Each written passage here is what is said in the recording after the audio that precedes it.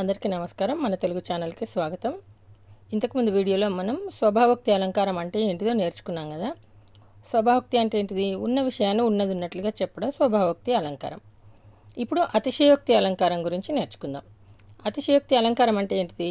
ఉన్న విషయాన్ని ఉన్నదానికంటే ఎక్కువ చేసి చెప్తే అతిశయోక్తి అలంకారం. అంటే ఉన్నదానికంటే ఎక్కువ చేసి చెప్పడం. హిమాలయ శిఖరాలు ఆకాశాన్ని తాకుతున్నాయి. నిజంగా హిమాలయ శిఖరాలు ఆకాశాన్ని తాకుతాయా? ఆకాశం అంటే ఏంటిది? అంతులేనిది అని అర్థం. మరి హిమాలయ శిఖరాలు ఆకాశాన్ని తాకడం ఏంటి అంటే ఉన్నదానికంటే ఎక్కువ చేసి చెప్పాం కాబట్టి ఇది అతిశయోక్తి అలంకారం. హిమాలయ శిఖరాలు చాలా ఎత్తుగా ఉంటాయి కదా, అవి ఆకాశాన్ని తాకవు, కానీ వాటిని ఎక్కువ చేసి చెప్పడం వల్ల అది అతిశయోక్తి అలంకారం అయ్యింది, అంతే.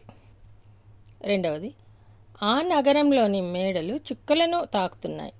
ఆ నగరంలోని మేడలు చుక్కలను తాకుతున్నాయి. నిజంగా మేడలు చుక్కలను తాకుతాయా? అది అసాధ్యం. కానీ ఉన్నదానికంటే మనము ఎక్కువ చేసి చెప్పాం కాబట్టి ఇది అతిశయోక్తి అలంకారం. వివరణ చూడండి. నగరంలోని మేడలు మిక్కిలి ఎత్తైనవి అని చెప్పడానికి బదులు చుక్కలను తాకుతున్నాయని వర్ణించబడింది కాబట్టి ఇది అతిశయోక్తి అలంకారం.